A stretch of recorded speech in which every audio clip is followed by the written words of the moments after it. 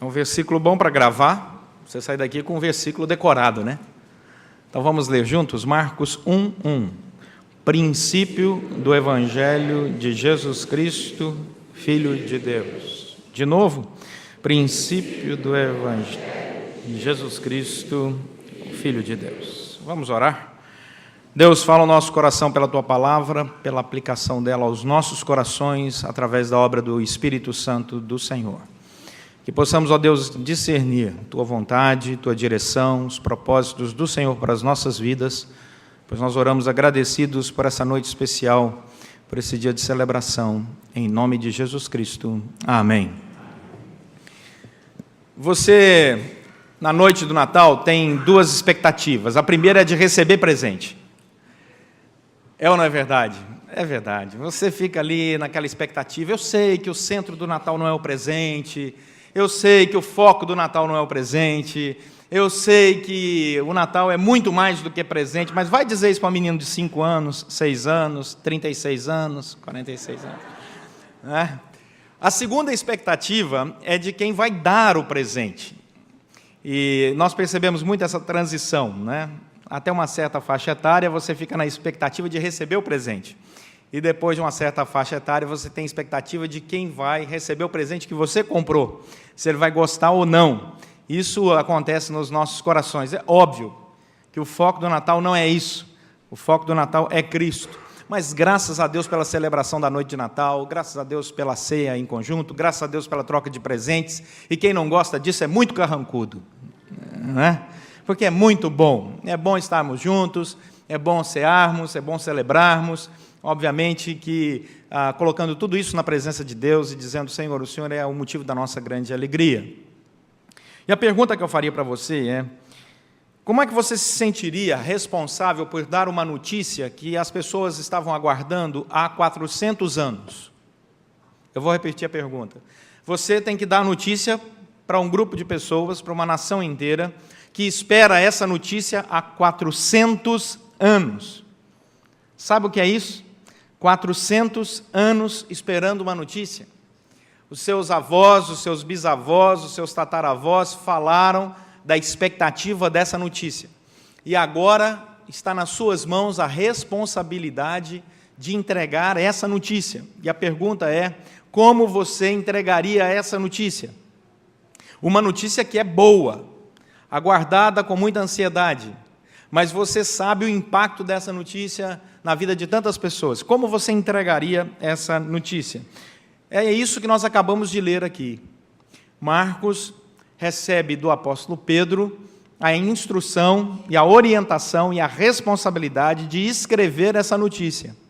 E ele vai escrever essa notícia e ele começa dizendo, no princípio do Evangelho de Jesus Cristo, Filho de Deus. E quando nós olhamos essa palavra aqui, nós imaginamos a responsabilidade no coração de Marcos em entregar essa notícia, porque ele sabia que o que ele iria escrever ali iria mudar vidas e vidas, não apenas daqueles seus leitores, mas por toda a humanidade. Se a sua vida e a minha tem sido mudada pelo Evangelho, Marcos tem sido instrumento de Deus, desde aquela época, para a mudança das nossas vidas. Diz um comentarista chamado David Murlen, que do capítulo 1 ao capítulo 8, o centro do Evangelho de Marcos é Jesus Cristo. Do capítulo 9 até o final, é Filho de Deus. Então, 2 temas vão dominar o Evangelho de Marcos. Jesus Cristo e o segundo tema, Filho de Deus. E ele diz que nesse versículo que acabamos de ler, existe o resumo de tudo isso. Ele começa, princípio do Evangelho de Jesus Cristo, primeira metade do livro, a segunda metade, Filho de Deus. Você pode sair daqui hoje à noite sabendo já o Evangelho de Marcos inteirinho. Olha, isso é algo inédito, né? Nem o WhatsApp consegue isso. O Evangelho numa frase inteira. O princípio do Evangelho de Jesus Cristo, do capítulo 1 ao 8, o Filho de Deus, do capítulo 9 em diante. Qual a importância e qual a relevância desta frase para as nossas vidas? O que Marcos queria comunicar já nessa primeira frase, que é relevante para nós aqui hoje? O que o Natal tem sentido diante dessa frase tão simples? A primeira coisa que Marcos quer mostrar para nós é que o Evangelho de Jesus Cristo, a mensagem do Senhor Jesus Cristo, não é algo novo. Ele usa a palavra princípio. Se você pegar sua Bíblia e deixa marcado aí Marcos, mas vai lá na primeira página da Bíblia, Gênesis 1:1. O que é que você vai encontrar em Gênesis 1:1? No começo da Bíblia, escrito por Moisés, quando ele foi começar a falar sobre a história de todas as coisas, quando ele foi começar a introduzir o assunto da pessoa de Deus na nossa vida e do projeto de Deus para toda a humanidade, Moisés escolhe as seguintes palavras em Gênesis 1:1. No princípio. O princípio. Moisés, inspirado por Deus, diz: eu quero dizer o que começa a história da nossa humanidade, lá no princípio. Marcos não foge à regra. Volta lá para Marcos 1:1. Ele está dizendo agora que vai iniciar um novo testamento, uma nova época. Nós vamos experimentar agora o cumprimento da revelação do Senhor. E assim como Moisés usou no princípio, agora Marcos vai dizer também no princípio. E é a mesma palavra da Septuaginta grega usada lá em Gênesis 1:1, que Marcos usa aqui em grego, que é enarre. Arre. Ele usa a mesma palavra, princípio, para conectar os seus leitores lá em Gênesis 1:1. Segunda coisa, olha o versículo 2 de Marcos 1. O versículo 2 vai dizer: conforme está escrito na profecia de Isaías. Marcos liga Êxodo 23:20, Malaquias 3:1 e Isaías 43, para dizer que o que ele vai falar sobre a pessoa de Jesus Cristo é o cumprimento de todas as profecias do Antigo Testamento. Todas as profecias do Antigo Testamento apontavam para a vinda de Jesus Cristo. Toda a história religiosa daquele povo apontava para a vinda de Jesus Cristo. Mateus, ao iniciar o seu evangelho, opta pela genealogia. Mateus liga toda a genealogia do Antigo Testamento para dizer que tudo aquilo agora estava se cumprindo em Jesus Cristo. Quando Lucas vai escrever o seu evangelho, ele fala exatamente da importância da pessoa de Jesus Cristo, cumprindo todas as profecias que há milênios foram contadas por todos os profetas anteriores. Ele não faz isso no começo, mas faz no fim. Olha Lucas capítulo 24, verso 27. Lucas capítulo 24, verso 27. Depois da ressurreição de Jesus Cristo, Lucas 24, 27... Jesus aparece para 2 discípulos no caminho de Emaús, eles não reconhecem que é Jesus, e Jesus chama a atenção daqueles discípulos, depois da sua ressurreição, porque eles não reconhecem ele, e ele começa a pregar para aqueles discípulos, e diz Lucas 24, 27, que Jesus, começando por Moisés, a mesma estratégia de Marcos, discorrendo por todos os profetas, expunha-lhes o que a seu respeito constava em todas as Escrituras. Lucas vai dizer, isso já comprova o que as Escrituras falavam. Então, o evangelista Marcos usa essa estratégia, o evangelista Mateus usa essa estratégia, o evangelista Lucas usa essa estratégia, e o evangelista João usa a mesma estratégia. Você vai para João capítulo 1, verso 1, dá uma andada de algumas páginas aí, João 1:1. O que diz João 1:1? No princípio era o verbo é Cristo. E o verbo, Logos, estava com Deus. E o verbo era Deus. Percebam, há uma intencionalidade do Espírito Santo, porque eles estão sendo todos inspirados pelo mesmo Espírito. É o Espírito Santo que inspirou a Escritura Sagrada. E o Espírito Santo está fazendo esse link, essa conexão do Gênesis para o início do Novo Testamento. E Hebreus capítulo 1 vai nos dizer, no versículo 2, que Deus outrora falou pelos profetas, mas agora nos fala por intermédio de quem? Do Filho Jesus Cristo. Daí você fica pensando, o que é que isso tem a ver com a nossa história, com a sua história e com a minha história? Quando nós cremos em Jesus Cristo, no Evangelho de Jesus Cristo, nós não estamos pegando um livro solto, nós não estamos pegando uma biografia escrita aleatoriamente. Quando nós cremos em Jesus Cristo, nós estamos crendo no todo da Escritura Sagrada, na revelação de profetas por milênios, homens que foram inspirados por Deus para escrever a história do Messias que viria. Marcos diz: no princípio, eu quero dizer para vocês, de todas as coisas, Deus estava em Cristo Jesus, e agora eu vou dar início, princípio, à história desse evangelho, do mesmo Jesus Cristo. Quando nós cremos em Cristo Jesus, nós não estamos pegando uma fé solta, mas é uma fé histórica. O Jesus Cristo que se revelou ao longo de toda a história da humanidade. Os irmãos assistiram aí 10 Mandamentos, né? Na televisão, né? Na novela, e tantos outros filmes. Tem gente que é da época dos 10 Mandamentos, que não existia nenhum tipo de computador para ajudar a fazer, né? Tem gente que já foi em locadora buscar o filme. Tem gente aqui, eu sei. Daqui a pouco vocês vão ver. Tem gente que rebobinava a fita para devolver.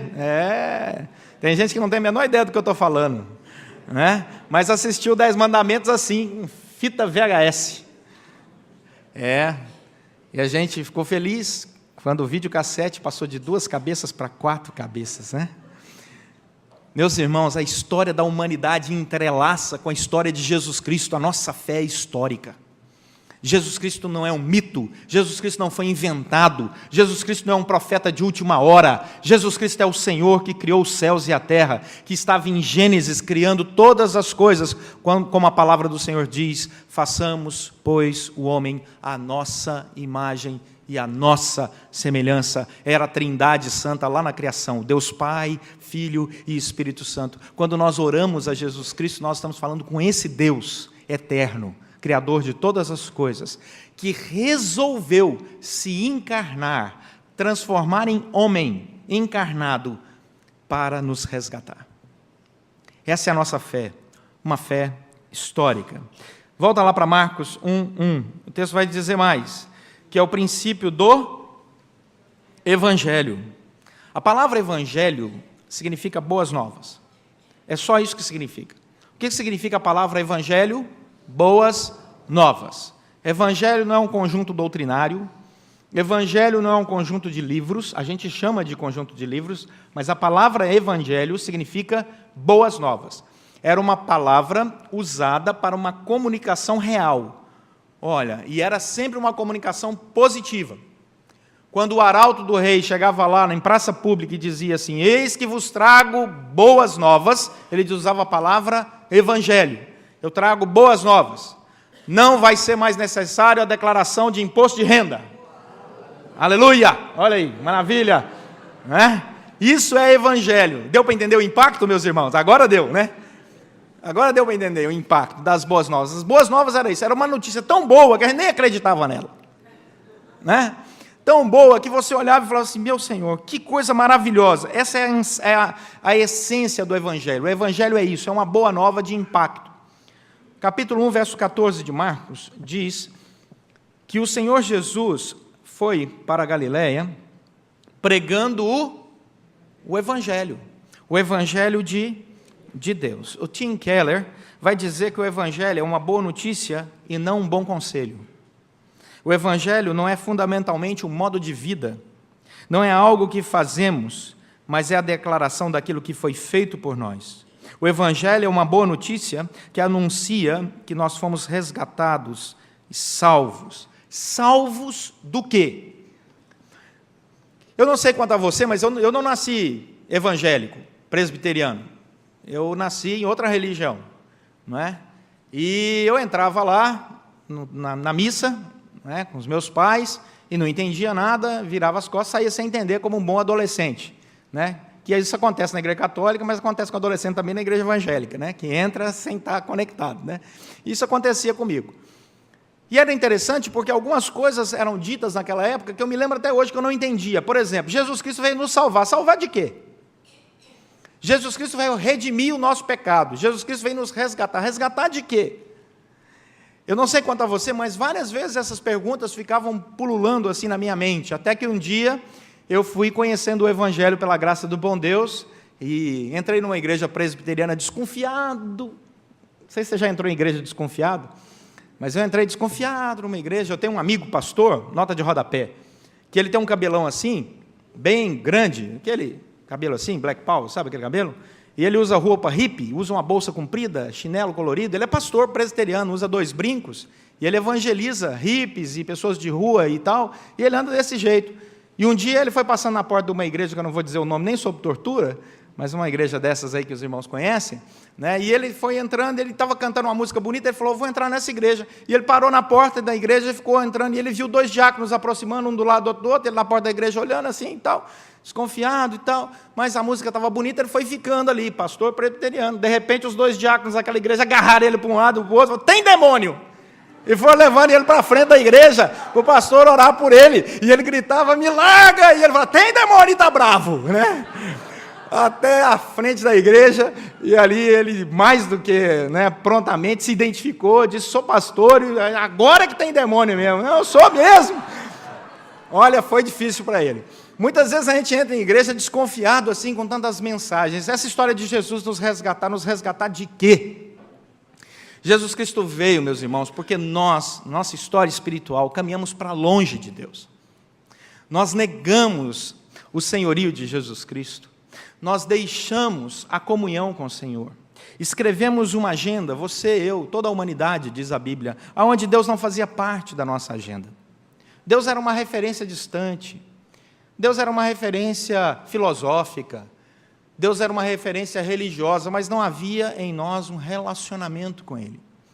A Bíblia diz que Deus, percebendo a nossa distância, vem para nos resgatar. Vem para se encarnar, viver a nossa vida e morrer a nossa morte, para que, olhando para a cruz de Cristo Jesus, pudéssemos perceber o quão distante nós estávamos dEle e o quanto era necessário que Ele se desse por nós, para que nós pudéssemos ser reconciliados com o Senhor. O que é o Evangelho? O Evangelho é o anúncio das boas novas, da reconciliação do ser humano com o seu Criador. É isso. É quando nós olhamos para Deus e dizemos, Senhor, muito obrigado, porque o Senhor me fez olhar para fora de mim mesmo. Ao olhar a cruz de Cristo Jesus, eu olho para a minha vida fora de mim mesmo, porque eu só tenho olhos para mim mesmo, quando eu não estou em relacionamento com o Senhor. E isso causa separação entre o homem e o seu próprio ser. A pessoa sem Deus, sem comunhão, sem intimidade com Deus, ela vai ficando com um vazio existencial que não existe presente de Natal que preencha. Não existe festa que lhe traga alegria. Não existe bebida que possa trazer a ele comunhão com o próximo. Qualquer coisa que ele busque fora dessa comunhão com Deus não vai dar certo. Vai ser instantâneo, pouco duradouro e deprimente depois. Portanto, o Senhor nos reconcilia conosco. Eu olho para mim mesmo à luz do projeto de Deus e digo, Senhor, obrigado, porque o Senhor me amou a tal ponto de morrer na cruz e ressuscitar ao 3º dia, para que eu pudesse ter vida e vida em abundância. Eu começo a olhar a minha vida à luz da vida de Cristo Jesus, a minha ética à luz da ética de Jesus Cristo, o meu relacionamento com o próximo à luz do relacionamento de Jesus Cristo com o próximo. E eu percebo quão distante eu estou do padrão de Deus para aquele que Ele criou com tanto amor, que somos nós, seres humanos. Então, Jesus Cristo me reconcilia comigo mesmo, Jesus Cristo me reconcilia com o próximo, eu passo a perdoar o próximo, eu passo a perdoar a mim mesmo, eu passo a rir de mim mesmo, não é? Nas minhas frustrações, nos meus equívocos, e passo a aceitar as frustrações e os equívocos do próximo. Então eu me reconcilio comigo mesmo e com o próximo. Eu percebo que eu não sou perfeito e que ninguém é perfeito.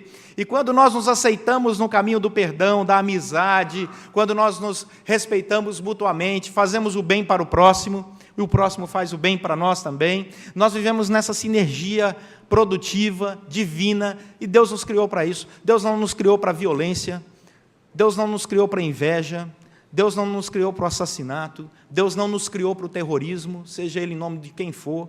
Deus nos criou para vivermos em harmonia, em amor, em paz. Foi isso que Jesus Cristo fez e por isso a humanidade o odiou tanto. Porque a humanidade não aceita esse tipo de agenda. E quem vive assim, a humanidade só deseja uma coisa: crucificam, crucificam, crucificam. Mas mesmo isso estava no projeto de Deus da reconciliação do ser humano com ele mesmo, do ser humano com o próximo, do ser humano com Deus. Porque quando eu percebo o quanto Deus me ama e o projeto de Deus para mim, isso é evangelho. Eu passo a dialogar com Deus. E o diálogo com Deus a gente chama de oração. E o diálogo com Deus é o momento em que nós refletimos acerca das nossas atitudes, dos nossos pensamentos, dos nossos relacionamentos. É no dialogar com Deus que nós nos encontramos e nos transformamos em pessoas melhores para a glória dele. Isso é o que o Senhor chama de evangelho. O anúncio das boas novas. Vamos para Colossenses capítulo 1, verso 18 a 23, para entender essa mensagem de reconciliação. Colossenses 1, 18. Colossenses 1, 18 em diante. Ele, Cristo, é a cabeça do corpo da igreja. Ele, Cristo, é o princípio, o primogênito de entre os mortos, para em todas as coisas ter a primazia. Primogênito de entre os mortos, porque ressuscitou. Versículo 19. Porque aprouve a Deus, Deus Pai, que nele, Cristo, residisse toda a plenitude, e que havendo feito o quê? A paz, pelo sangue da sua cruz, por meio dele, Cristo Jesus, reconciliasse consigo mesmo todas as coisas, quer sobre a terra, quer nos céus. E a vós outros também, que outrora éreis estranhos e inimigos no entendimento, pelas vossas obras malignas, agora, porém, vos reconciliou no corpo da sua carne, mediante a sua morte, para apresentarmos perante ele santos, inculpáveis e irrepreensíveis. Se vê a nossa parte aí, que permaneceis na fé, alicerçados e firmes, não vos deixando afastar da esperança do evangelho, que ouvistes, e que foi pregado a toda criatura debaixo do céu, e do qual eu, Paulo, me tornei ministro. É interessante o apóstolo Paulo falar sobre esse projeto de Deus de reconciliação. Portanto, quando nós estamos aqui celebrando o Natal, nós estamos celebrando uma fé histórica. Quando nós estamos aqui celebrando o Natal, estamos celebrando as boas novas. Uma notícia que muda a nossa história, a notícia que muda a nossa agenda, a notícia que mudou a nossa vida, não apenas presente, mas vida também é eterna. Terceira e última coisa, quando nós celebramos o Natal, olhando para a mensagem do Evangelho de Jesus Cristo, percebemos que Ele é o Filho de Deus. As boas novas é Jesus Cristo e Jesus Cristo é também a boa nova. Existe um comentarista que disse uma coisa muito interessante. Ele disse que Jesus Cristo, ele é não apenas o proclamador da boa nova, como o próprio Senhor encarnado da boa nova. Então, olha Marcos 1:1, princípio do Evangelho de Jesus Cristo. O Evangelho, a boa nova, pertence a Jesus Cristo. E Jesus Cristo, ele é o Filho de Deus. Ele nos dá um atributo da pessoa divina. O versículo 11 de Marcos 1 diz assim, Marcos 1:11. Então, no batismo de Jesus Cristo, foi ouvida uma voz vinda do céu que dizia: Tu és o meu Filho amado, em ti me comprazo. Jesus Cristo é o Filho de Deus. E quando a Bíblia usa essa terminologia, Filho de Deus, para Jesus Cristo, ela está usando dentro de um contexto hebraico que significava a ligação direta com o Criador. Quando se falava sobre o filho queria-se criar um vínculo de tal forma que você não podia mais olhar para a pessoa sem pensar no pai dela. Na sinagoga, quando se chama alguém para ler a Torá, diz assim: eu vou chamar João, o filho de fulano de tal, para que todos saibam que ele tem uma ligação, uma herança, um pertencimento. Isso é o que a Bíblia usa como figura na cultura hebraica para apresentar Jesus como Filho de Deus. Portanto, ele tem os atributos do Pai, ele tem a ligação com o Pai, ele é aquele que, quando você olha para ele, identifica a figura do Pai. Jesus Cristo é a imagem exata do Pai. Por isso que lá em João capítulo 10, quando perguntaram, Senhor, mostra-nos o Pai, Jesus disse assim, quem vê a mim vê o Pai, porque eu e o Pai somos um. Eu e o Pai somos um, não dá para desassociar essa figura. Daí Lucas 22, 20, diz que nós somos o povo dessa aliança. Vamos lá para você ver, Lucas capítulo 22, 20. Quando é que o Senhor nos introduz essa aliança e qual a importância dela para nós? Lucas 22, 20. Jesus Cristo na ceia, Lucas 22, 20, vai dizer o seguinte: semelhantemente, depois de cear, o Senhor Jesus toma o cálice e diz, esse cálice é o cálice da nova aliança. Ela é realizada no sangue dele. O sangue de Cristo foi o quê? Derramado em favor de vós. Hebreus capítulo 8, a partir do verso 14, Romanos capítulo 8, a partir do verso 14, vai dizer que nós somos filhos de Deus, herdeiros de Cristo Jesus, com Cristo Jesus, herdeiros de Deus, feitos família da fé em Cristo Jesus. A morte de Cristo Jesus foi para nos introduzir na família de Deus. Por isso que nós nos chamamos irmãos e irmãs. Vocês já viram que quando a pessoa entra na igreja evangélica, daqui a pouco ele está chamando um ao outro de irmão, né? Ô meu irmão, ô minha irmã, como é que está, meu irmão? Como é que... Aí a pessoa pergunta, que história é essa? Sua família é tão grande assim, né? Aí você vai dizer, não, essa é a família da fé. Quem nos introduz na família da fé é Jesus Cristo, o Filho de Deus, e Ele nos faz filhos de Deus pela fé. Portanto, quando nós olhamos para essa palavra de Marcos, quando ele vai dizer, esta é a mensagem das boas novas de Jesus Cristo, o Filho de Deus, ele está nos trazendo para o ambiente da família, porque nós só vamos viver a realidade da fé se vivemos a realidade da família. Não tem coisa melhor do que a família, gente. A família da fé. É algo sublime. Em qualquer lugar do mundo, você encontra gente da família da fé. Isso é maravilhoso, é magnífico. Deus faz isso em nós e por nós. É tão bom quando a família da fé atende, socorre um ao outro, ajuda um ao outro, celebra um com o outro. É maravilhoso, é a família da fé reunida. Quem nos uniu nessa família da fé foi Jesus Cristo. Essa é a boa nova, essa é a boa notícia, um dos aspectos dele. Nós voltamos para a casa do Pai, não vivemos mais separados de Deus, mas Deus é a nossa referência e nós somos os seus filhos. Daí a pergunta que não quer calar é, por que Marcos traz essa boa notícia desse evangelho?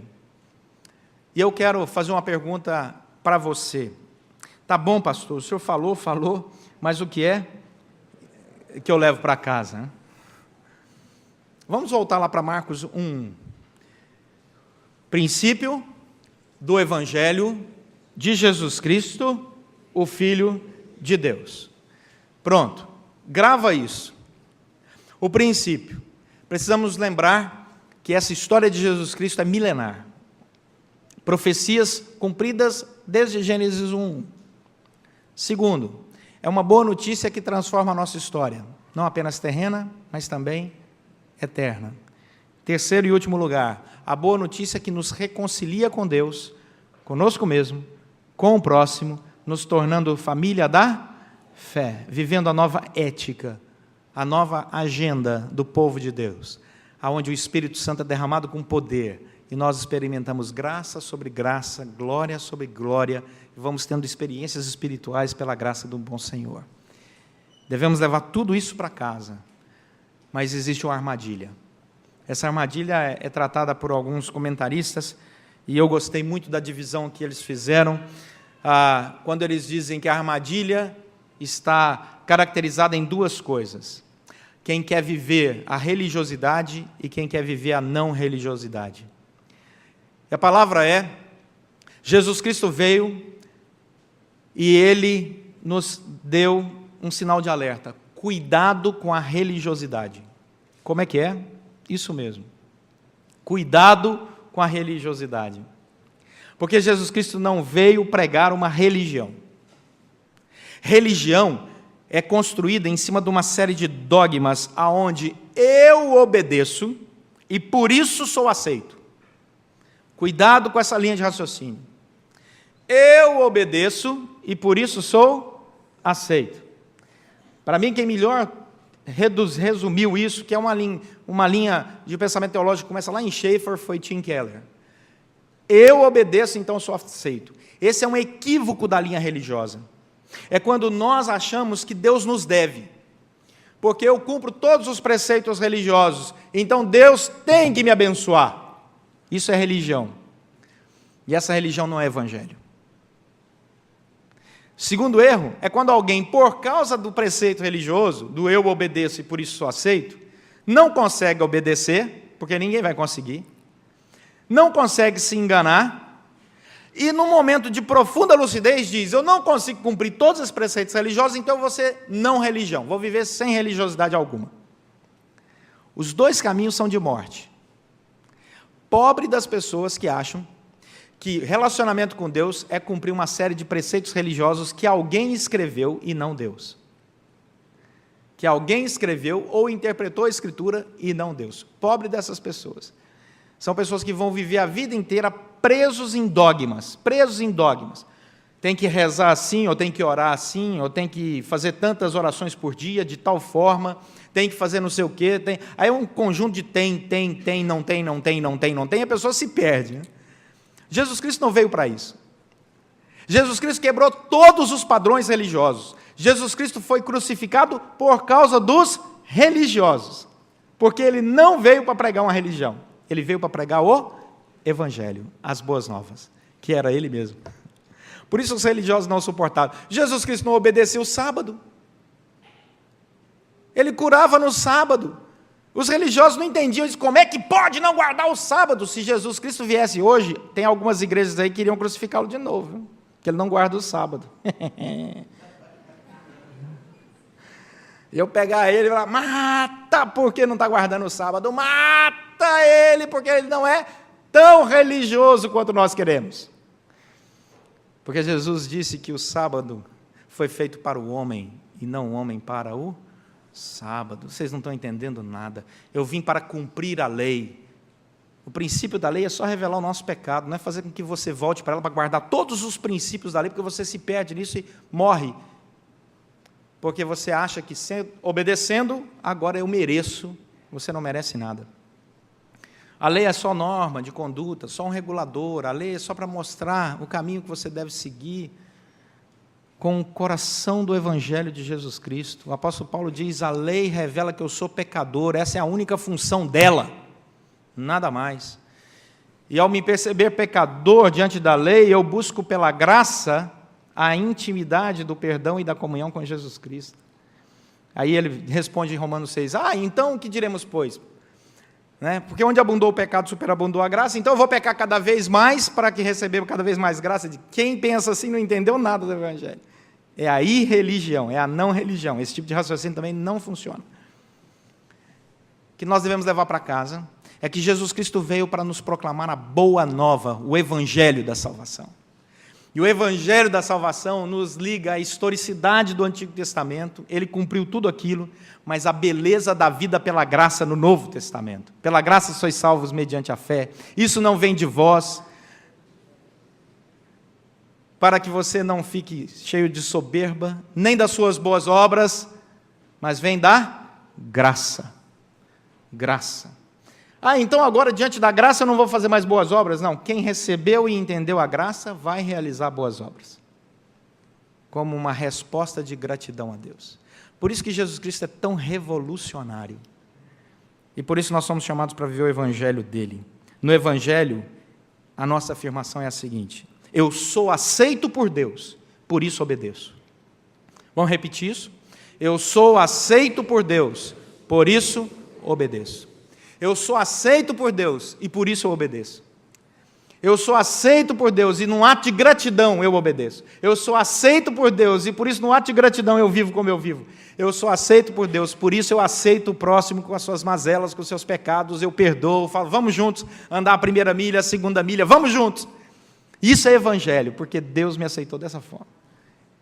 E diz que nós devemos viver dessa forma. Por isso o Natal é transformador, porque Jesus Cristo veio não para pregar uma religião, Ele está acima disso, não para dizer que nós devemos viver sem religião, porque Ele está acima disso.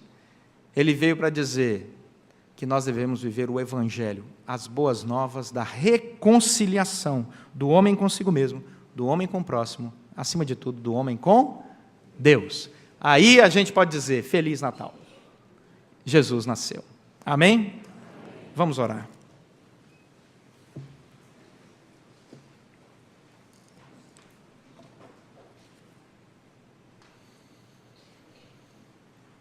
Jesus veio para te dar paz, a paz que excede todo entendimento, a paz do perdão, a paz do amor, a paz da reconciliação.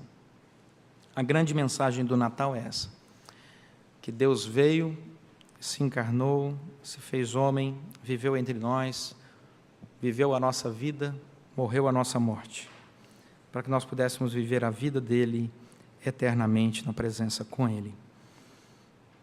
Por isso, o Natal é paz e amor. O Natal é o anúncio do menino que tem o governo sob seus ombros. O maravilhoso conselheiro, o príncipe da paz. Volte os seus olhos para o Evangelho de Jesus Cristo e você vai descobrir essa mensagem maravilhosa de libertação e de reconciliação com Deus. O Deus que quer falar ao seu coração, apontar o caminho, te dar intimidade com Ele, através da palavra dEle. Senhor, nosso Deus e Pai, muito obrigado, porque a Tua palavra é verdade, verdade eterna, que o tempo não corrói, que os homens não conseguem destruir. Obrigado, Senhor, porque acima de preceitos religiosos que distanciam o homem de Deus, o Senhor nos deu o anúncio do Evangelho da graça que liberta, da graça que vive a alegria do perdão. Ó Senhor, que a mensagem viva do Natal nunca seja esquecida por nenhum de nós e por nossas famílias. Obrigado, Senhor, porque o Senhor nasceu historicamente, morreu e ressuscitou historicamente, e um dia voltará para vivermos a sua história eterna. Oramos agradecidos em nome de Jesus Cristo.